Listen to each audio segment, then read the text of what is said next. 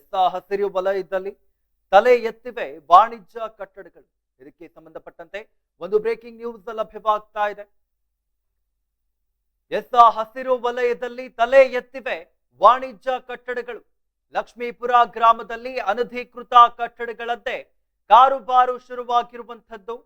ಬೆಂಗಳೂರು ದಕ್ಷಿಣ ಆನೇಕಲ್ ತಾಲೂಕಿನಲ್ಲಿ ಜಿಗಣಿ ಹೋಬಳಿಯ ಲಕ್ಷ್ಮೀಪುರದಲ್ಲಿ ಈ ರೀತಿಯ ಘಟನೆ ಕಂಡು ಬರ್ತಾ ಇರುವಂತದ್ದು. ಅನಧಿಕೃತ ರೆಸ್ಟೋರೆಂಟ್ ಮತ್ತು ಗ್ರಾನೈಟ್ ಶೋರೂಮ್ಗಳ ಹಾವಳಿ ಶುರುವಾಗಿದೆ. ಪ್ರಾಧಿಕಾರಿಗಳಿಂದ ಯಾವುದೇ ಅನುಮತಿಯನ್ನ ಪಡೆಯದೆ ಈ ರೀತಿಯಾಗಿ ವ್ಯಾಪಾರವನ್ನ ಮಾಡಲಾಗ್ತಾ ಇದೆ. ಸರ್ಕಾರಕ್ಕೆ ಸಲ್ಲಬೇಕಾದಂತಹ ಲಕ್ಷಾಂತರ ರೂಪಾಯಿ ತೆರಿಗೆಗೆ ಕತ್ತರಿ ಬೀಳ್ತಾ ಇದೆ. ಕಂದಾಯ ಇಲಾಖೆಯಿಂದ ಯಾವುದೇ ಅನುಮತಿಯನ್ನ ಪಡೆದಿಲ್ಲ ಎಂಬುದಾಗಿ ಮಾಹಿತಿ ಲಭ್ಯವಾಗ್ತಾ ಇದೆ. ಇನ್ನು ಭೂ ಪರಿವರ್ತನೆ ಇಲ್ಲ. ಮಾಲೀಕರು ಮತ್ತೆ ವರ್ತಕರು ಆಡಿದ್ದೇ ಆಟ ಇಲ್ಲಿ ಕಂಡು ಬರ್ತಾ ಇರುವಂತದ್ದು.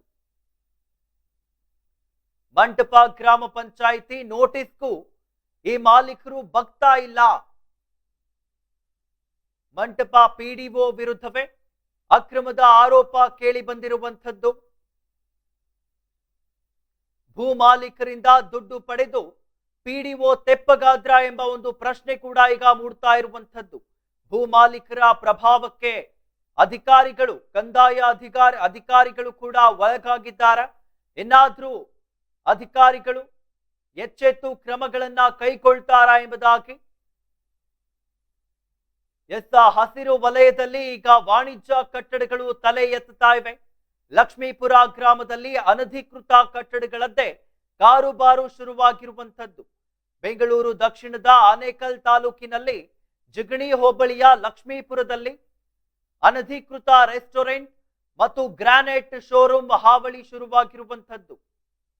ಪ್ರಾಧಿಕಾರಿಗಳಿಂದ ಯಾವುದೇ ರೀತಿಯ ಅನುಮತಿಯನ್ನ ಪಡೆಯದೆ ವ್ಯಾಪಾರವನ್ನ ಮಾಡಲಾಗ್ತಾ ಇದೆ. ಸರ್ಕಾರಕ್ಕೆ ಸಲ್ಲಿಸಬೇಕಾದಂತಹ ಲಕ್ಷಾಂತರ ರೂಪಾಯಿ ತೆರಿಗೆಗೆ ಕತ್ತರಿ ಬೀಳ್ತಾ ಇದೆ. ಕಂದಾಯ ಇಲಾಖೆಯಿಂದ ಯಾವುದೇ ಅನುಮತಿಯನ್ನ ಪಡೆದಿಲ್ಲ. ಇನ್ನು ಭೂ ಪರಿವರ್ತನೆಯೂ ಇಲ್ಲ. ಮಾಲೀಕರು ಮತ್ತೆ ವರ್ತಕರು ಆಡಿದ್ದೇ ಆಟ ಎಂಬಂತೆ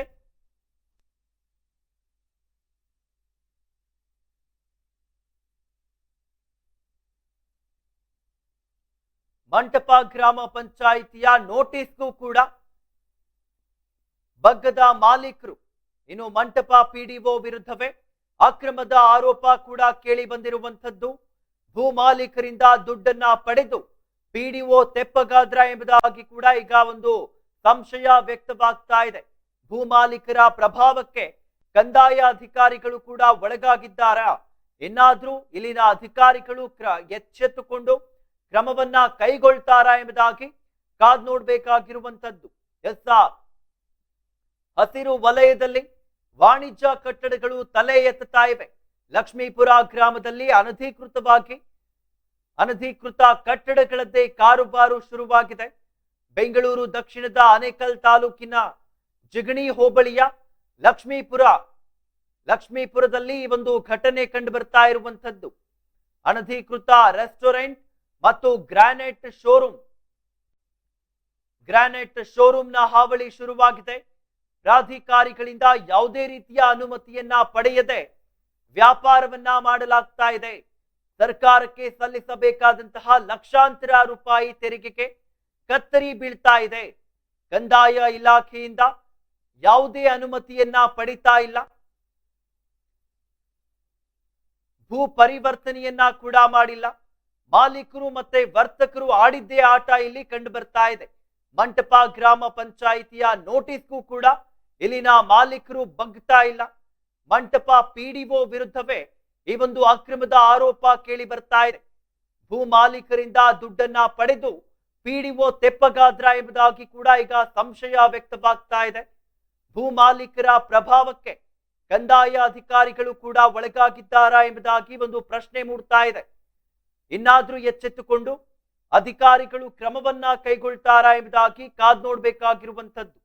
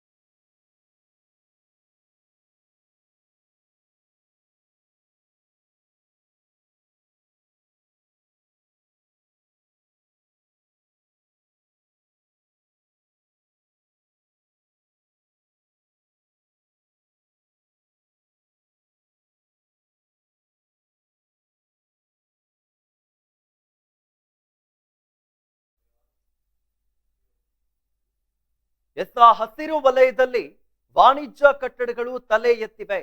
ಲಕ್ಷ್ಮೀಪುರ ಗ್ರಾಮದಲ್ಲಿ ಅನಧಿಕೃತ ಕಟ್ಟಡಗಳದ್ದೇ ಕಾರಬಾರ ಕಂಡು ಬರ್ತಾ ಇದೆ. ಇದಕ್ಕೆ ಸಂಬಂಧಪಟ್ಟಂತೆ ಇನ್ನು ಹೆಚ್ಚಿನ ಡೀಟೇಲ್ಸ್ ಗಳನ್ನ ನೀಡುತ್ತಾರೆ ವರದಿಗಾರ ಚಂದ್ರು. ಎಸ್ ಚಂದ್ರು, ಏನು ನೋಡ್ತಾ ಇದ್ವಿ ಈಗ ಆನೇಕಲ್ನ ಈ ಒಂದು ಕ್ಷೇತ್ರದಲ್ಲಿ ಹಸಿರು ಕಟ್ಟಡ ವಲಯದಲ್ಲಿ ವಾಣಿಜ್ಯ ಕಟ್ಟಡಗಳು ಕಂಡು ಬರ್ತಾ ಇದೆ ಎಂಬುದಾಗಿ ಆರೋಪ ಕೇಳಿ ಬರ್ತಾ ಇದೆ. ಏನಿದೆ ಇದ್ರ ಬಗ್ಗೆ ಹೆಚ್ಚಿನ ಮಾಹಿತಿ? ಅಮಿತ್, ಏನು ಬೆಂಗಳೂರು ನಗರ ಜಿಲ್ಲೆ ಆನೇಕಲ್ ತಾಲೂಕಿನ ಚಿಗಣಿ ಹೋಬಳಿಗೆ ಸಂಬಂಧಪಟ್ಟಂತ ಏನು ಲಕ್ಷ್ಮೀಪುರ ಸರ್ವೆ ನಂಬರ್ ನಲ್ಲಿ ಈಗ ಏನು ಅನಧಿಕೃತವಾಗಿ ಏನು ವಾಣಿಜ್ಯ ಮಳಿಗೆಗಳಾಗಿರ್ಬೋದು, ಮತ್ತೆ ಏನು ರೆಸ್ಟೋರೆಂಟ್ ಗಳಾಗಿ ಈಗಾಗಲೇ ಏನು ತೆರೆದಿರ್ತಕ್ಕಂಥದ್ದು. ಈ ಹಸಿರು ವಲಯದಲ್ಲಿ ಯಾವುದೇ ಒಂದು ಸಾಕ್ಷ್ಯ ಪ್ರಾಧಿಕಾರಗಳಿಂದ ಯಾವುದೇ ಅನುಮತಿಯನ್ನ ಪಡೆಯದೆ ಇಲ್ಲಿ ವಾಣಿಜ್ಯ ಕಟ್ಟಡಗಳಾಗಿರ್ಬೋದು, ರೆಸ್ಟೋರೆಂಟ್ ಗಳು ಈಗಾಗಲೇ ಓಪನ್ ಆಗಿರ್ತಕ್ಕಂಥದ್ದು. ಈ ಎಲ್ಲಾ ಮತ್ತೆ ಗ್ರಾನೈಟ್ ಶೋರೂಮ್ಗಳು ಓಪನ್ ಆಗಿರ್ತಕ್ಕಂಥದ್ದು.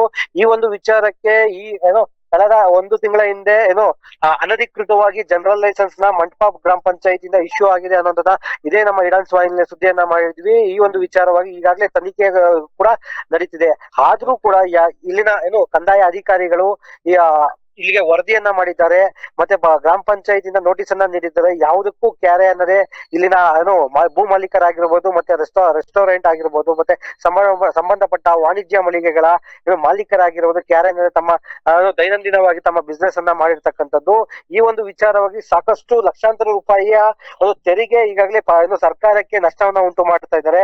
ಬಟ್ ಈ ಒಂದು ವಿಚಾರಕ್ಕೆ ನಷ್ಟ ಆಗ್ತಿದೆ. ಇವೆಲ್ಲವೂ ಕೂಡ ಅಧಿಕಾರಿಗಳಿಗೆ ಗೊತ್ತಿದ್ರು ಕೂಡ ಸೈಲೆಂಟ್ ಆಗಿದಾರ. ಮತ್ತೆ ಯಾಕೆ ಇಷ್ಟು ಕೂಡ ಅದೇ ಯಾವುದೇ ಒಬ್ಬ ಸಾಮಾನ್ಯ ವ್ಯಕ್ತಿ ಏನಾದ್ರು ಈ ರೀತಿ ಅನಧಿಕೃತವಾಗಿ ಏನಾದ್ರು ಮಾಡ್ತಾರೆ, ಅವ್ರ ಮೇಲೆ ಸ್ಥಳದಲ್ಲೇ ಹೋಗಿ ಅವ್ರ ಮೇಲೆ ಕಂಪ್ಲೇಂಟ್ ಅನ್ನ ಮಾಡಿ FIR ಅನ್ನ ಮಾಡಿರೋದಾಗಿರೋದು, ಅದಕ್ಕೆ ಕಾನೂನು ರೀತಿ ಕ್ರಮನ ಕೈಗೊಳ್ಳೋದಾಗಂತ ಕೆಲಸಗಳನ್ನ ಮಾಡ್ತಾರೆ. ಆದ್ರೆ ಇಲ್ಲಿ ಇರ್ತಕ್ಕಂಥ ಏನು ಲಕ್ಷಾಂತರ ರೂಪಾಯಿ ಮತ್ತೆ ಕೋಟ್ಯಾಂತರ ರೂಪಾಯಿ ಬಿಸ್ನೆಸ್ ಅನ್ನ ಆಗ್ತದೆ, ಮತ್ತೆ ಲಕ್ಷಾಂತರ ತೆರಿಗೆ ಏನು ಸರ್ಕಾರಕ್ಕೆ ಮೋಸ ಆಗ್ತಿದ್ರು ಕೂಡ ಇಲ್ಲಿನ ಏನು ಕಂದಾಯ ಅಧಿಕಾರಿಗಳಾಗಿರ್ಬೋದು, ಸಂಬಂಧಪಟ್ಟ ಉನ್ನತ ಅಧಿಕಾರಿಗಳು ಏನು ಕೂಡ ಆಕ್ಷನ್ ಅನ್ನ ತೆಗೆದುಕೊಳ್ಳದೆ ಸುಮ್ಮನಿರೋದು. ಇಲ್ಲಿ ಏನು ಹಣದಾಸೆಗೆ ಅಥವಾ ಏನಾದ್ರು ಪ್ರಭಾವಿಗಳ ಏನು ಕರೆಗಳಿಗೆ ಏನೋ ಇಲ್ಲಿನ ಅಧಿಕಾರಿಗಳು ಏನು ಸುಮ್ಮನೆ ಇದ್ದಾರಾ ಅನ್ನೋ ಒಂದು ಮಾತುಗಳು ಈಗಾಗಲೇ ಸಾಮಾಜಿಕ ವಲಯದಲ್ಲಿ ಏನೋ ಕೇಳಿ ಬರ್ತಿದೆ ಅಂತಾನೆ ಹೇಳ್ಬೋದಾಗಿದೆ ಅಮಿತ್. ಎಸ್, ಈಗ ಹಸಿರು ವಲಯದಲ್ಲಿ ಇಂತಹ ವಾಣಿಜ್ಯ ಕಟ್ಟಡಗಳು, ಈ ಒಂದು ಅನಧಿಕೃತ ರೆಸ್ಟೋರೆಂಟ್ಗಳು ಮತ್ತೆ ಗ್ರಾನೈಟ್ ಶೋರೂಮ್ಗಳು ಈ ರೀತಿಯಾಗಿ ಬರ್ತಾ ಇದೆ. ಅಲ್ಲಿನ ಈ ಸಂಬಂಧಪಟ್ಟಂತಹ ಇಲಾಖೆಯ ಅಧಿಕಾರಿಗಳು ಗೊತ್ತಿದ್ರು ಏನಕ್ಕೆ ಗೊತ್ತಿಲ್ಲದೆ ಇರೋ ತರ ಆಡ್ತಾ ಇದ್ದಾರೆ, ಅಥವಾ ನಿಜವಾಗ್ಲೂ ಗೊತ್ತಿಲ್ವಾ? ಅಲ್ಲಿನ ಸಾರ್ವಜನಿಕರೇನಾದ್ರೂ ಅಲ್ಲಿನ ಅಧಿಕಾರಿಗಳ ಗಮನಕ್ಕೆ ತರುವಂತಹ ಪ್ರಯತ್ನವನ್ನ ಏನಾದ್ರೂ ಮಾಡಿದ್ದಾರಾ ಚಂದ್ರು? ಖಂಡಿತವಾಗ್ಲೂ ಅಮಿತ್, ಈ ಒಂದು ವಿಚಾರಕ್ಕೆ ಸಂಬಂಧಪಟ್ಟ ಈಗಾಗಲೇ ನಾನು ಹೇಳಿದ್ದೆ 2 ತಿಂಗಳ ಹಿಂದೆ ಈ ವಿಚಾರವಾಗಿ ಸಾಕಷ್ಟು ಅಕ್ರಮದ ಗೂಡಾಗಿದೆ ಅಂತ ಕೇಳಬಹುದು. ನಾವು ಸುದ್ದಿಯನ್ನ ಮಾಡಿದ್ವಿ. ಮತ್ತೆ ಈ ವಿಚಾರ ಈಗಾಗಲೇ ತನಿಖೆ ಕೂಡ ನಡೀತಿದೆ. ವಿಚಾರ ಏನಪ್ಪಾ ಅಂದ್ರೆ ಮಂಟಪ ಗ್ರಾಮ ಪಂಚಾಯತಿ ಇಂದ ಅನಧಿಕೃತವಾಗಿ ಜನರಲ್ ಲೈಸೆನ್ಸ್ ಇಶ್ಯೂ ಅಂತ ಆಗಿರೋದು, ಜನರಲ್ ಲೈಸೆನ್ಸ್ ಇಶ್ಯೂ ಆಗಿತ್ತು ಅನ್ನೋದ್ರ ಬಗ್ಗೆ ತನಿಖೆ ನಡೀತಿದೆ. ಬಟ್ ಈ ಒಂದು ಜಾಗವನ್ನ ಪಂಚಾಯತಿ ವ್ಯಾಪ್ತಿಗೆ ಬರೋದಿಲ್ಲ. ಮತ್ತೆ ಮುಖ್ಯವಾಗಿ ಈ ಜಾಗ ಯಾವುದೇ ರೀತಿಯ ಭೂ ಪರಿವರ್ತನೆ ಕೂಡ ಆಗೋದಿಲ್ಲ. ಈ ಒಂದು ವಿಚಾರಕ್ಕೆ ಸಂಬಂಧಪಟ್ಟಂತೆ ಏನೋ ಕಂದಾಯ ಅಧಿಕಾರಿಗಳಲ್ಲೇ ವರದಿಯನ್ನ ಕೂಡ ನಾವು ಈಗಾಗಲೇ ನೋಡಿದ್ದೀವಿ. ಆದ್ರೆ ಇದಕ್ಕೆ ಸಂಬಂಧಪಟ್ಟ ಯಾವುದೇ ಕ್ರಮಗಳು ಕೂಡ ಜರುಗದೆ ಇರತಕ್ಕಂಥದ್ದು ಇವೆಲ್ಲದಕ್ಕೂ ಕಾರಣ ಅಂತಾನೆ ಆಗಿದೆ ಅಂತಾನೆ ಹೇಳ್ಬೋದಾಗಿದೆ ಅಮಿತ್. ಈಗ ಏನು ಪ್ರಾಧಿಕಾರಗಳಿಂದ ಕೂಡ ಯಾವುದೇ ಒಂದು ಅನುಮತಿಯನ್ನ ಪಡೆದಿಲ್ಲ, ಸರ್ಕಾರಕ್ಕೆ ಸಲ್ಲಿಸಬೇಕಾದಂತಹ ತೆರಿಗೆಯನ್ನ ಕೂಡ ಕಟ್ಟುತ್ತಾ ಇಲ್ಲ. ಇಷ್ಟೆಲ್ಲ ಆದ್ರೂ ಕೂಡ ಕಂದಾಯ ಇಲಾಖೆ ಅಧಿಕಾರಿಗಳು ಏನ್ ಮಾಡ್ತಾ ಇದ್ದಾರೆ ಅನ್ನುವಂತಹ ಒಂದು ಪ್ರಶ್ನೆ ಮೂಡುತ್ತೆ. ಖಂಡಿತವಾಗ್ಲೂ ಅಮಿತ್, ಈ ಒಂದು ವಿಚಾರವನ್ನ ಗಮನಕ್ಕೆ ತೆಗೆದುಕೊಳ್ಳೋದಾದ್ರೆ ಯಾವುದೇ ಒಬ್ಬ ಸಾಮಾನ್ಯ ವ್ಯಕ್ತಿ ಅನಧಿಕೃತವಾಗಿ ಅಥವಾ ತಮ್ಮ ದೈನಂದಿನ ಜೀವನಕ್ಕಾಗಿ ಏನೋ ಒಂದು ಕೆಲಸವನ್ನ ಮಾಡಿರ್ತದ ಸಂದರ್ಭದಲ್ಲಿ ಅಲ್ಲಿಗೆ ಸಂಬಂಧಪಟ್ಟ ಎಲ್ಲಾ ಅಧಿಕಾರಿಗಳು ಅವರ ಮೇಲೆ ಹೋಗಿ ದಬ್ಬಾಳಿಕೆಯನ್ನ ಆಗಿರ್ಬೋದು, ಒತ್ತುವರಿ ತೆರವನ್ನ ಮಾಡುವ ಅಲ್ಲಿ ಏನಾದ್ರು ಕಟ್ಟಿದ್ರೆ ಅದನ್ನ ತೆರವು ಮಾಡುವುದರ ಮುಖಾಂತರ ಆಗಿರ್ಬೋದು, ಅವ್ರಿಗೆ ಒಂದ್ ರೀತಿ ಬರೆಯನ್ನ ಎಳಿತಾರೆ. ಮತ್ತೆ ಅವ್ರ ಮೇಲೆ FIR ಅನ್ನ ದಾಖಲು ಮಾಡ್ತಾರೆ. ಬಟ್ ಆದ್ರೆ ಇಲ್ಲಿ ಲಕ್ಷಾಂತರ ರೂಪಾಯಿ ಬಿಸ್ನೆಸ್ ನಡೀತಿದೆ. ಇದರಲ್ಲಿ ಅಧಿಕಾರಿಗಳ ಎಷ್ಟು ಪಾಲು ಹೋಗ್ತಿದೆ, ಅಥವಾ ಏನಾದ್ರು ಪ್ರಭಾವಿಗಳು ಇವ್ರಿಗೆ ಕರೆ ಮಾಡಿರೋದ್ರಿಂದ ಇವರು ಕಂದಾಯ ಅಧಿಕಾರಿಗಳು ಸುಮ್ನೆ ಇದ್ದಾರಾ ಅನ್ನೋದು ಇಲ್ಲಿ ಮುಖ್ಯವಾಗಿ ಕಂಡು ಬರ್ತದೆ ಅಂತಾನೆ ಹೇಳ್ಬೋದಾಗಿದೆ ಅಮಿತ್. ಇನ್ನೊಂದು ವಿಚಾರ ಏನಪ್ಪಾ ಅಂದ್ರೆ ಸಾಕಷ್ಟು ದಿನಗಳಿಂದ ಇಲ್ಲಿ ಕೆಲಸ ನಡೀತಿದೆ. ಆದ್ರೂ ಕೂಡ ಇಲ್ಲಿನ ಕೆಲಸವನ್ನ ನಿಲ್ಲಿಸ್ಲಿಕ್ಕೆ ಯಾಕೆ ಕಂದಾಯ ಅಧಿಕಾರಿಗಳಿಂದ ಆಗ್ಲಿಲ್ಲ ಅನ್ನೋದು ಇನ್ನೊಂದು ಪ್ರಶ್ನೆ ಆಗುತ್ತೆ. ಮತ್ತೆ ಮುಂದಿನ ಇಷ್ಟೆಲ್ಲ ಆದ್ರೂ ಕೂಡ ಅಧಿಕಾರಿಗಳು ಯಾಕೆ ಸುಮ್ನೆ ಇದ್ದಾರೆ ಅನ್ನೋದು ಇಲ್ಲಿ ಮೂಲವಾಗಿ ಪ್ರಶ್ನೆ ಆಗ್ತದೆ. ಈ ಒಂದು ಕಂದಾಯ ಅಧಿಕಾರಿ ಇಲ್ಲಿ ಕೆಲಸ ಮಾಡ್ತಾ ಇಲ್ವಾ? ಯಾಕಂದ್ರೆ ಯಾವುದೇ ಒಂದು ಮನೆ ಅಂತ ಬಂದಾಗ ಆ ಒಂದು ಕಂದಾಯ ಅಧಿಕಾರಿಗಳ ಒಂದು ಜಾಗಕ್ಕೆ ಕಂದಾಯ ಅಧಿಕಾರಿಗಳು ಮೂಲವಾಗಿರ್ತಾರೆ, ಮತ್ತೆ ಕಂದಾಯ ಅಧಿಕಾರಿ ಸುಪ್ರೀಂ ಆಗಿರ್ತಾರೆ. ಅವರ ವ್ಯಾಪ್ತಿಯಲ್ಲಿ ಏನೇ ಕೆಲಸ ಅನಧಿಕೃತವಾಗಿ ನಡೆದಿದ್ದು ಅದಕ್ಕೆ ಕಂದಾಯ ಅಧಿಕಾರಿಗಳು ನೇರ ಹೊಣೆ ಆಗಿರ್ತಾರೆ. ಇಷ್ಟಾದ್ರೂ ಕೂಡ ಕಂದಾಯ ಅಧಿಕಾರಿಗಳು ಯಾಕೆ ಕೆಲಸ ಮಾಡ್ತಿಲ್ಲ ಅನ್ನೋದು ಇಲ್ಲಿ ಮೂಲ ಪ್ರಶ್ನೆ ಅಂತಾನೆ ಪ್ರಶ್ನೆ ಉದ್ಭವ ಆಗ್ತಿದೆ. ಈ ಒಂದು ವಿಚಾರ ಎಲ್ಲ ಒಂದು ಗಮನಕ್ಕೆ ತಗೊಂಡು ಯಾರು ಇದರಿಂದ ಬೆನ್ನಿಂದ ಇದ್ದಾರೆ, ಕಂದಾಯ ಇಲಾಖೆ ಅಧಿಕಾರಿಗಳೇ ಇದಕ್ಕೆ ಈ ಪ್ರಶ್ನೆಗೆ ಉತ್ತರನ ನೀಡಬೇಕು ಅಂತಾನೆ ಹೇಳ್ಬೋದಾಗಿದೆ ಅಮಿತ್. ಈಗ ಒಂದು ಕಡೆ ಪ್ರಶ್ನೆ ಹುಟ್ಕೊಳ್ಳುತ್ತೆ, ಈಗ ಒಂದು ಭೂ ಮಾಲೀಕರಿಂದ ಅಲ್ಲಿನ PDO ಆಗಿರ್ಬೋದು ಅಥವಾ ಅಲ್ಲಿನ ಕಂದಾಯ ಇಲಾಖೆಯ ಅಧಿಕಾರಿಗಳಾಗಿರ್ಬೋದು ಏನಾದ್ರೂ ದುಡ್ಡನ್ನ ಇಸ್ಕೊಂಡು ಸುಮ್ಮನಾಗಿದ್ದಾರಾ, ಅಥವಾ ಯಾರಾದ್ರೂ ಭೂ ಮಾಲೀಕರ ಪ್ರಭಾವಕ್ಕೆ ಒಳಗಾಗಿ ಈ ರೀತಿಯಾಗಿ ಕಂದಾಯ ಅಧಿಕಾರಿಗಳು ಸುಮ್ಮನಾಗಿದ್ದಾರಾ, ಇದ್ರ ಹಿಂದೆ ಯಾರಾದ್ರೂ ಪೊಲಿಟಿಷಿಯನ್ಸ್ ಇನ್ಫ್ಲೂಯೆನ್ಸ್ ಗಳನ್ನ ಮಾಡ್ತಾ ಇದ್ದಾರಾ ಅನ್ನುವಂತ ಪ್ರಶ್ನೆ ಕೂಡ ಉದ್ಭವ ಆಗುತ್ತೆ. ಖಂಡಿತವಾಗ್ಲು ಅಮಿತ್. ಇದ್ರ ಬಗ್ಗೆ ಏನಾದ್ರೂ ಮಾಹಿತಿ ಇದೆಯಾ? ಅಲ್ಲಿನ ಈ ಒಂದು ಡೆವಲಪರ್ಸ್ ಗಳೇನಿದ್ದಾರೆ, ಮಾಲೀಕರು ಏನಿದ್ದಾರೆ, ಯಾರಾದ್ರೂ ಪೊಲಿಟಿಷಿಯನ್ಸ್ ಆತರ ಇನ್ಫ್ಲೂಯೆನ್ಸ್ ಗಳೇನಾದ್ರೂ ಕಂಡು ಬರ್ತಾ ಇದೆಯಾ? ಖಂಡಿತವಾಗ್ಲೂ ಅಮಿತ್, ಈ ಒಂದು ವಿಚಾರಕ್ಕೆ ಸಂಬಂಧಪಟ್ಟಂತೆ ಒಂದಷ್ಟು ಪ್ರಭಾವಿ ವ್ಯಕ್ತಿಗಳ ಹೆಸರು ಕೂಡ ಕಂಡು ಬರ್ತಿದೆ. ಎಲ್ಲವೂ ಕೂಡ ಇಲ್ಲಿ ಊಹಾಪೋಹಗಳಾಗಿರೋದ್ರಿಂದ, ಬಟ್ ಆ ಊಹಾಪೋಹಗಳಾಗಿದ್ದಾವೆ. ಆಮೇಲೆ ಈ ಊಹಾಪೋಹಗಳಾಗಿದೆ. ಬಟ್ ಇನ್ನೊಂದು ವಿಚಾರ ಏನಪ್ಪಾ ಅಂದ್ರೆ, ನಾವು ಸೂಕ್ಷ್ಮವಾಗಿ ವಿಚಾರನ ತೆಗೆದುಕೊಳ್ಳೋದಾದ್ರೆ ಯಾವುದೇ ಪ್ರಭಾವಿಗಳು ಇದಕ್ಕೆ ಸಪೋರ್ಟ್ ಇಲ್ಲ ಅಂತಂದ್ರೆ, ಅಥವಾ ದುಡ್ಡಿನ ಆಮಿಷಕ್ಕೆ ಅಧಿಕಾರಿಗಳು ಒಳಗಾಗಿಲ್ಲ ಅಂತಂದ್ರೆ, ಯಾಕೆ ಇಷ್ಟು ಅನಧಿಕೃತವಾಗಿ ನಡೀತಾ ಇದ್ರು ಕೂಡ ಇಲ್ಲಿ ಇಷ್ಟು ಸಾಕಷ್ಟು ಲಕ್ಷಾಂತರ ರೂಪಾಯಿ ತೆರಿಗೆಗಳನ್ನ ಸರ್ಕಾರಕ್ಕೆ ಮೋಸ ಆಗ್ತಿರೋ ಕೂಡ ಅಧಿಕಾರಿಗಳು ಸುಮ್ಮನೆ ಇದ್ದಾರೆ ಅನ್ನೋದು ಇಲ್ಲಿ ಮುಖ್ಯವಾದ ಪ್ರಶ್ನೆ. ಮತ್ತೆ ಈ ಒಂದು ಜಾಗದಲ್ಲಿ ಏನಾದ್ರೂ ಅಕ್ರಮವಾಗಿ ಮುಂದಿನ ದಿನಗಳಲ್ಲಿ ಕಾರಣಾಂತರಗಳಿಂದ ಏನಾದ್ರೂ ಬೆಂಕಿ ಆಹುತಿ ಆಗಿರ್ಬೋದು, ಸಾಕಷ್ಟು ವಿವಿಧ ರೀತಿಯ ತೊಂದರೆಗಳಾದ್ರೆ ಇದಕ್ಕೆ ಯಾರು ಹೊಣೆ? ಯಾಕಂದ್ರೆ ಯಾವುದೇ ರೀತಿಯ ಸಾಕ್ಷ್ಯಮಯ ಪ್ರಾಧಿಕಾರಿಗಳಿಂದ ಯಾವುದೇ ಒಂದು ಶೋರೂಮ್ಗಳಾಗಿರ್ಬೋದು ಅಥವಾ ವಾಣಿಜ್ಯ ಮಳಿಗೆಗಳಾಗಿರ್ಬೋದು, ಮತ್ತೆ ಗ್ರಾನೈಟ್ ಶೋರೂಮ್ಗಳಾಗಿರ್ಬೋದು, ಮತ್ತೆ ಮುಖ್ಯವಾಗಿ ಅಲ್ಲಿ ರೆಸ್ಟೋರೆಂಟ್ ಕೂಡ ಇದೆ. ಸೊ ಯಾವ್ದಾದ್ರು ಅನಾಹುತ ಆದ್ರೆ ಇದಕ್ಕೆಲ್ಲ ಯಾರು ಜವಾಬ್ದಾರಿ? ಮತ್ತೆ ಪಕ್ಕದಲ್ಲಿ ಫಾರೆಸ್ಟ್ ಕೂಡ ಇರೋದ್ರಿಂದ, ಅರಣ್ಯ ಇಲಾಖೆ ಕೂಡ ಇರೋದ್ರಿಂದ ಅರಣ್ಯ ಇಲಾಖೆಯಿಂದ ಪರ್ಮಿಷನ್ ತಗೊಂಡಿದಾರಾ? ಇದಲ್ಲದೆ ಯಾವುದೇ ಒಂದು ವಿಚಾರವನ್ನು, ಯಾವುದೇ ಒಂದು ಘಟನೆ ಬಿಸ್ನೆಸ್ ಅನ್ನ ಮಾಡ್ಬೇಕಾ, ಅದಕ್ಕೆ ಅದರ ನೀತಿ ನಿಯಮಗಳಿರ್ತವೆ. ಯಾವುದೇ ನೀತಿ ನಿಯಮಗಳನ್ನ ಮೀರಿ ಯಾರು ಕೂಡ ಎಲ್ಲ ಮಾಡ್ಲಿಕ್ಕೆ ಎಲ್ಲವೂ ಕೂಡ ಕಾನೂನುಬದ್ಧವಾಗಿ ನಿಯಮಗಳನ್ನ ಪಾಲಿಸಿಕೊಂಡೇ ಕೆಲಸಗಳನ್ನ ಮಾಡ್ಬೇಕು. ಆದ್ರೆ ಇಲ್ಲಿನ ಈ ಸ್ಥಳದಲ್ಲಿ ಸಂಬಂಧಿಸಿದ ಎಲ್ಲ ಸಂಬಂಧಪಟ್ಟ ಭೂ ಮಾಲೀಕರಾಗಿರ್ಬೋದು, ವಾಣಿಜ್ಯ ಮಳಿಗೆಗಳ ಭೂ ಮಾಲೀಕರಾಗಿರ್ಬೋದು, ಯಾವ್ದು ಕೂಡ ಪಾಲನೆ ಮಾಡಿಲ್ಲ. ಆದ್ರೂ ಕೂಡ ಅಧಿಕಾರಿಗಳ ಕಣ್ಮುಚ್ಚಿಕೊಳ್ತಿರೋದು ಇಲ್ಲಿ ಯಕ್ಷ ಪ್ರಶ್ನೆ ಅಂತ ಆಗಿದೆ. ಬಟ್ ಮುಖ್ಯವಾಗಿ ಈ ಒಂದು ವಿಚಾರಕ್ಕೆ ಸಂಬಂಧಪಟ್ಟಂತೆ ತನಿಖೆ ಕೂಡ ಈಗಾಗಲೇ ನಡೀತಿದೆ. ಆದ್ರೂ ಕೂಡ ತನಿಖೆ ಆಗುವ ಸಂದರ್ಭದಲ್ಲಿ ಕನಿಷ್ಠ ಪಂಚಾಯತಿಯಿಂದ ಆಗಿರ್ಬೋದು ಅಥವಾ ಕಂದಾಯ ಇಲಾಖೆಯಿಂದ ಆಗಿರ್ಬೋದು, ಅಲ್ಲಿ ಏನ್ ಕೆಲಸ ನಡೀತಿದೆ ಆ ಕೆಲಸನ ನಿಲ್ಸಿ ವಾಣಿಜ್ಯ ಮಳಿಗೆಗಳನ್ನ ಕ್ಲೋಸ್ ಮಾಡುವಂತ ಕೆಲಸಗಳು ಇನ್ನೂ ಕೂಡ ಆಗ್ಲಿಲ್ಲ. ಇದೆಲ್ಲ ನೋಡ್ತಾ ಇದೆ ಪ್ರಭಾವಿಗಳ ಕರೆ ಬಂದಿರ್ತದೆ, ಇಲ್ಲಾಂದ್ರೆ ಅವ್ರ ದುಡ್ಡಿನ ಆಮಿಷಕ್ಕೆ ಒಳಗಾಗಿದ್ದಾರೆ ಅಂತಾನೆ ಹೇಳ್ಬೋದಾಗಿದೆ. ಮೇಲ್ನೋಟಕ್ಕೆ ಕಂಡ್ಬರ್ತಿದೆ ಅಂತಾನೆ ಹೇಳ್ಬೋದಾಗಿದೆ ಅಮಿತ. ಹೌದು, ಓಕೆ. ಧನ್ಯವಾದಗಳು ಚಂದ್ರು ತಮ್ಮೆಲ್ಲ ಮಾಹಿತಿಗಾಗಿ. ನೋಡ್ತಾ ಇದ್ವಿ, ಹಸಿರು ವಲಯದಲ್ಲಿ ವಾಣಿಜ್ಯ ಕಟ್ಟಡಗಳು ತಲೆ ಎತ್ತುತ್ತಾ ಇವೆ. ಲಕ್ಷ್ಮೀಪುರ ಗ್ರಾಮದಲ್ಲಿ ಅನಧಿಕೃತ ಕಟ್ಟಡಗಳದ್ದೇ ಕಾರುಬಾರ್ ಆಗಿರುವಂತದ್ದು. ಬೆಂಗಳೂರಿನ ಆನೇಕಲ್ ತಾಲೂಕಿನಲ್ಲಿ ಜಿಗಣಿ ಹೋಬಳಿಯ ಲಕ್ಷ್ಮೀಪುರದಲ್ಲಿ ಈ ರೀತಿಯ ಘಟನೆ ಕಂಡು ಬರ್ತಾ ಇದೆ. ಅನಧಿಕೃತ ರೆಸ್ಟೋರೆಂಟ್ ಮತ್ತು ಗ್ರಾನೈಟ್ ಶೋರೂಮ್ ನ ಹಾವಳಿಗಳು ಕಂಡು ಬರ್ತಾ ಇದೆ. ಪ್ರಾಧಿಕಾರಿಗಳಿಂದ ಯಾವುದೇ ರೀತಿಯ ಅನುಮತಿಯನ್ನ ಪಡೆಯದೆ ವ್ಯಾಪಾರವನ್ನ ಮಾಡಲಾಗ್ತಾ ಇದೆ. ಸರ್ಕಾರಕ್ಕೆ ಸಲ್ಲಿಸಬೇಕಾದಂತಹ ಲಕ್ಷಾಂತರ ರೂಪಾಯಿ ತೆರಿಗೆಗೆ ಕತ್ತರಿ ಬೀಳ್ತಾ ಇದೆ. ಕಂದಾಯ ಇಲಾಖೆಯಿಂದ ಯಾವುದೇ ರೀತಿಯ ಅನುಮತಿಯನ್ನ ಪಡೆಯದೆ ಈ ರೀತಿಯಾಗಿ ಭೂ ಪರಿವರ್ತನೆಯೂ ಇಲ್ಲ. ಜೊತೆಗೆ ಮಾಲೀಕರು ಹಾಗೆ ವರ್ತಕರು ಆಡಿದ್ದೆ ಆಟ ಇಲ್ಲಿ ಕಂಡು ಬರ್ತಾ ಇದೆ. ಮಂಟಪ ಗ್ರಾಮ ಪಂಚಾಯಿತಿ ನೋಟಿಸ್ಗೂ ಕೂಡ ಮಾಲೀಕರು ಬಗ್ತಾ ಇಲ್ಲ. ಮಂಟಪ PDO ವಿರುದ್ಧವೇ ಈ ಒಂದು ಅಕ್ರಮ ಆರೋಪ ಕೇಳಿ ಬರ್ತಾ ಇರುವಂತದ್ದು. ಭೂ ಮಾಲೀಕರಿಂದ ದುಡ್ಡನ್ನ ಪಡೆದು PDO ತೆಪ್ಪಗಾದ್ರ ಎಂಬುದಾಗಿ ಕೂಡ ಒಂದು ಪ್ರಶ್ನೆ ಮೂಡ್ತಾ ಇದೆ. ಭೂ ಮಾಲೀಕರ ಪ್ರಭಾವಕ್ಕೆ ಕಂದಾಯ ಅಧಿಕಾರಿಗಳೇನಾದ್ರೂ ಒಳಗಾಗಿದ್ದಾರಾ ಎಂಬುದಾಗಿ ಕೂಡ ಈಗ ಸಂಶಯ ವ್ಯಕ್ತವಾಗ್ತಾ ಇದೆ. ಇನ್ನಾದ್ರೂ ಅಧಿಕಾರಿಗಳು ಎಚ್ಚೆತ್ತುಕೊಂಡು ಕ್ರಮವನ್ನ ಕೈಗೊಳ್ತಾರಾ ಎಂಬುದಾಗಿ ಕಾದ್ ನೋಡ್ಬೇಕಾಗಿರುವಂತದ್ದು.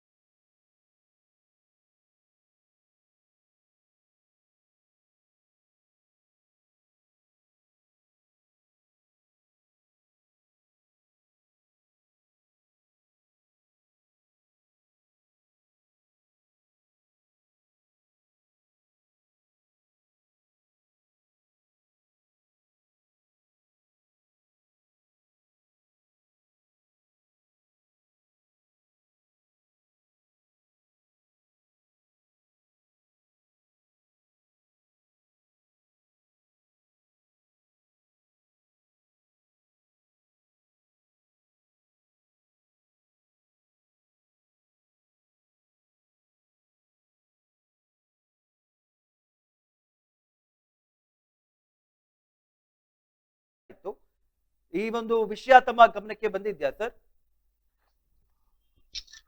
ಹಲೋ. ಹಲೋ ಸರ್, ನನ್ನ ವಾಯ್ಸ್ ಕೇಳಿಸ್ತಾ ಇದೆಯಾ? ಹೇಳಿ, ಬ್ರೇಕ್ ಆಗ್ತಾ ಇದೆ. ನಾನು ಇಲ್ಲಿ ಹೈಕೋರ್ಟ್ ಅಲ್ಲಿ ಇದ್ದೀನಿ. ಹೇಳಿ, ಏನ್ ಕರೆಕ್ಟ್ ಆಗಿ ಹೇಳಿ. ಸರ್, ಇದು ಲಕ್ಷ್ಮೀಪುರ ಗ್ರಾಮದಲ್ಲಿ ಅನಧಿಕೃತ ಕಟ್ಟಡಗಳು ಕಂಡು ಬರ್ತಾ ಇದೆ. ಹಸಿರು ವಲಯದಲ್ಲಿ ವಾಣಿಜ್ಯ ಕಟ್ಟಡಗಳನ್ನ ಕಟ್ಟಲಾಗ್ತಾ ಇದೆ ಅಂತ ಒಂದು ಆರೋಪ ಕೇಳಿ ಬರ್ತಾ ಇತ್ತು. ಸೊ ಈಗಾಗಲೇ ಅವರು ಹಸಿರು ವಲಯದಲ್ಲಿ, ಬನ್ನರ್ಘಟ್ಟ ಹಸಿರು ವಲಯದಲ್ಲಿ ಇರ್ತಕ್ಕಂತ ಕಟ್ಟಡಗಳ ಬಗ್ಗೆ ಸರ್ಕಾರಕ್ಕೆ ವರದಿ ಸಲ್ಲಿಸಿದೀವಿ. ಈಗಾಗಲೇ ಅದು ಹಿಂದೆ ಎಷ್ಟು ವರ್ಷ ಹಿಂದೆ ಕಟ್ಟಿದ್ದಾರೆ, ಏನೇನಾಗಿದೆ ಅನ್ನೋದ್ರ ಬಗ್ಗೆ ಕೊಟ್ಟಿದ್ವಿ. ಆಮೇಲೆ ಇಲ್ಲಿ ಭರವಸೆ ಸಮಿತಿಯಲ್ಲಿನೂ ಕೇಸ್ ಪ್ರಕರಣ ದಾಖಲು ಮಾಡಿದೀವಿ, ವಿಚಾರಣೆಗಾಗಿ ಬಾಕಿ ಇದೆ. ಅಲ್ಲ ಸರ್, ಈಗ ಹಸಿರು ವಲಯದಲ್ಲಿ ಈ ರೀತಿ ವಾಣಿಜ್ಯ ಕಟ್ಟಡಗಳು, ಅನಧಿಕೃತವಾಗಿ ರೆಸ್ಟೋರೆಂಟ್ಗಳು, ಗ್ರಾನೈಟ್ ಶೋರೂಮ್ಗಳನ್ನ ಕಟ್ಟಲಾಗ್ತಾ ಇದೆ. ಪರ್ಮಿಷನ್ ಯಾರು ಕೊಟ್ರು ಅಂತ? ಅಲ್ಲ, ಈಗ ಕೆಲವೊಂದು ವ್ಯಾಪ್ತಿ ಕಂದಾಯ ಇಲಾಖೆಗೆ ಬರ್ತದೆ, ಕೆಲವೊಂದೆಲ್ಲ ವಾಣಿಜ್ಯ ಕಟ್ಟಡ, ಬೇರೆ ಬೇರೆ ಕಟ್ಟಡಗಳೆಲ್ಲ ಅರ್ಬನ್ ಡೆವಲಪ್ಮೆಂಟ್ ಬರ್ತದೆ. ಆ ಅಧಿಕಾರಿಗಳನ್ನ ಸಂಪರ್ಕಿಸದಲ್ಲಿ ಅವರು ಸರಿಯಾದ ತಮಗೆ ಮಾಹಿತಿ ಸಿಗ್ಬೋದು ಸರ್. ಈಗ ನಮ್ಮ ಕಂದಾಯ ಇಲಾಖೆ ವ್ಯಾಪ್ತಿಗೆ ಬರ್ತಕ್ಕಂತ ಕೃಷಿ ಜಮೀನದಲ್ಲಿ ಯಾವ್ದಾದ್ರು ಇಲ್ಲಿಗಲ್ ಚಟುವಟಿಕೆ ಮಾಡಿದಾರೆ ಅಂತವ್ರ ಮೇಲೆ ಎಲ್ಲ ನಾವು ಪ್ರಕರಣಗಳನ್ನ ದಾಖಲಿಸಿದೀವಿ. ಓಕೆ, ಈಗ ಇದು ಕೂಡ ಒಂದ್ ರೀತಿ ಅನಧಿಕೃತವಾಗಿ ನಡೀತಾ ಇದೆ ಅಲ್ವಾ ಸರ್?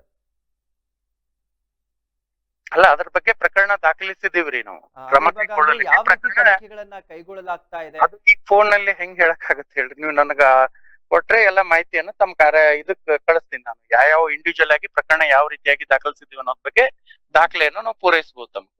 ಸರ್, ಅಂದ್ರೆ ಈಗ ಯಾವ ರೀತಿ ತನಿಖೆಗಳನ್ನ ಕೈಗೊಂಡಿದ್ದಾರೆ ಅಂತ?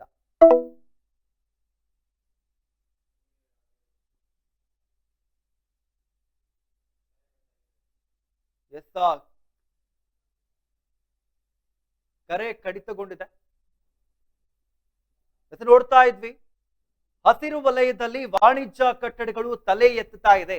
ಲಕ್ಷ್ಮೀಪುರ ಗ್ರಾಮದಲ್ಲಿ ಅನಧಿಕೃತ ಕಟ್ಟಡಗಳು ಕಂಡು ಬರ್ತಾ ಇದೆ. ಬೆಂಗಳೂರಿನ ಆನೇಕಲ್ ತಾಲೂಕಿನ ಜಿಗಣಿ ಹೋಬಳಿಯ ಲಕ್ಷ್ಮೀಪುರದಲ್ಲಿ ಅನಧಿಕೃತವಾಗಿ ರೆಸ್ಟೋರೆಂಟ್ ಮತ್ತೆ ಗ್ರಾನೈಟ್ ಶೋರೂಮ್ಗಳ ಹಾವಳಿ ಕಂಡು ಬರ್ತಾ ಇದೆ. ಪ್ರಾಧಿಕಾರಿಗಳಿಂದ ಯಾವುದೇ ರೀತಿಯ ಅನುಮತಿಯನ್ನ ಪಡೆಯದೆ ಈ ರೀತಿಯಾಗಿ ವ್ಯಾಪಾರವನ್ನ ಮಾಡಲಾಗ್ತಾ ಇದೆ. ಸರ್ಕಾರಕ್ಕೆ ಸಲ್ಲಿಸಬೇಕಾದಂತಹ ಲಕ್ಷಾಂತರ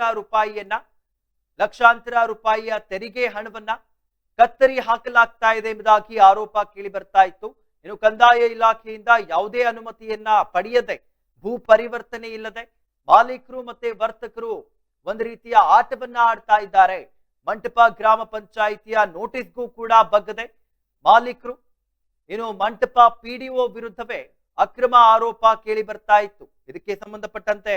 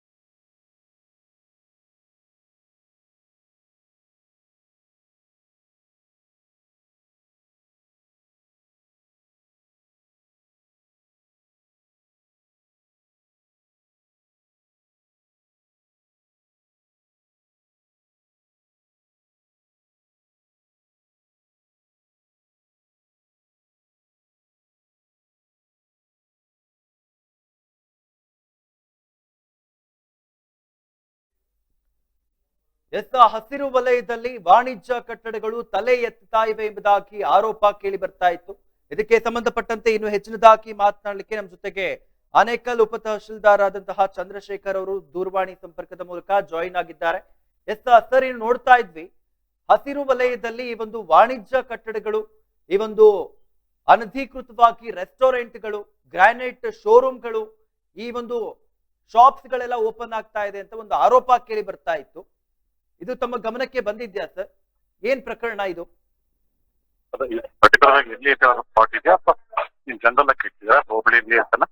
ಸರ್, ಇದು ಬೆಂಗಳೂರು ಏನು ಆನೇಕಲ್ ತಾಲೂಕಿನ ಜಿಗಣಿ ಹೋಬಳಿಯ ಲಕ್ಷ್ಮೀಪುರ ಈ ರೀತಿ ಅನಧಿಕೃತವಾಗಿ ರೆಸ್ಟೋರೆಂಟ್ಗಳು ಮತ್ತೆ ಗ್ರಾನೈಟ್ ಶೋರೂಮ್ ಎಲ್ಲ ಓಪನ್ ಆಗ್ತಾ ಇದೆ, ಹಾವಳಿ ಶುರುವಾಗಿದೆ ಅಂತ ಒಂದು ಆರೋಪ ಕೇಳಿ ಬರ್ತಾ ಇತ್ತು.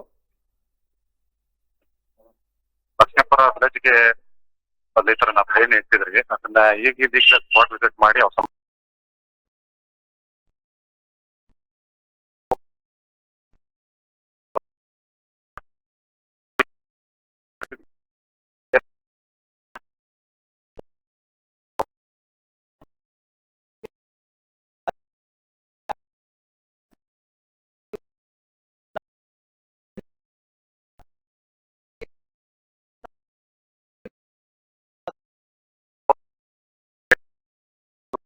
ಈಗಾಗಲೇ ತಹಸೀಲ್ದಾರ್ಗಾಗಲೇ ಮೇಲಧಿಕಾರಿಗಳನ್ನ 34 ರಿಪೋರ್ಟ್ ಕೊಟ್ಟಿರ್ತೇವೆ.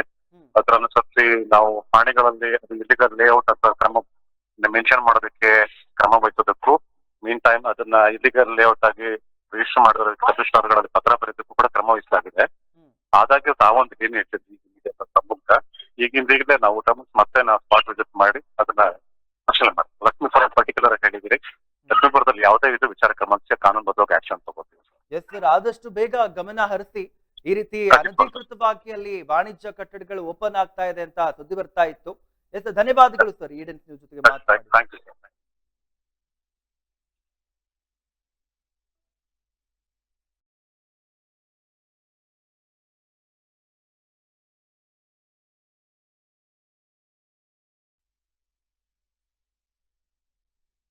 ಹಸಿರು ವಲಯದಲ್ಲಿ ವಾಣಿಜ್ಯ ಕಟ್ಟಡಗಳು ತಲೆ ಎತ್ತುತ್ತಾ ಇವೆ. ಲಕ್ಷ್ಮೀಪುರ ಗ್ರಾಮದಲ್ಲಿ ಅನಧಿಕೃತ ಕಟ್ಟಡಗಳು ಕಂಡು ಬರ್ತಾ ಇತ್ತು.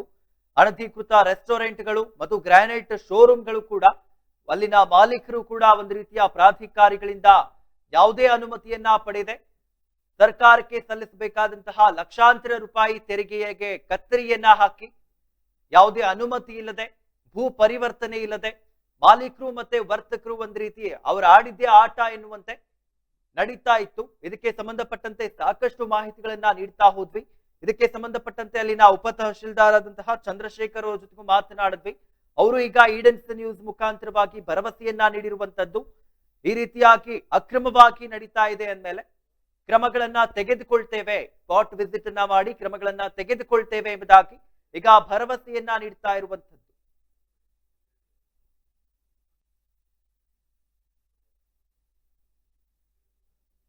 ಹಸಿರು ವಲಯದಲ್ಲಿ ವಾಣಿಜ್ಯ ಕಟ್ಟಡಗಳು ತಲೆ ಎತ್ತುತ್ತಾ ಇವೆ ಎಂಬುದಾಗಿ ಸುದ್ದಿಯನ್ನ ಬಿತ್ತರಿಸ್ತಾ ಇದ್ವಿ.